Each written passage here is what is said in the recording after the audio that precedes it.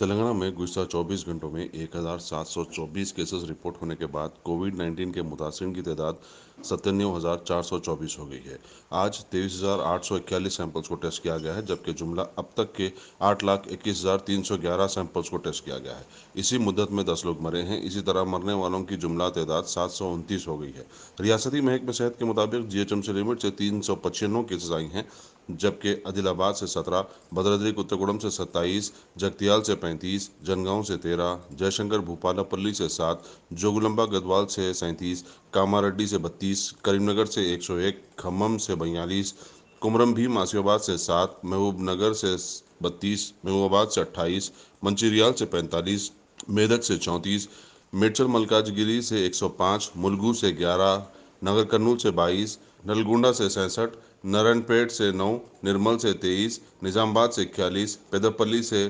43, राजन्ना सिरसिला से 37, रंगारेड्डी से 169, संगारेड्डी से 45, सिद्दीपेट से 61, सूर्यापेट से 44,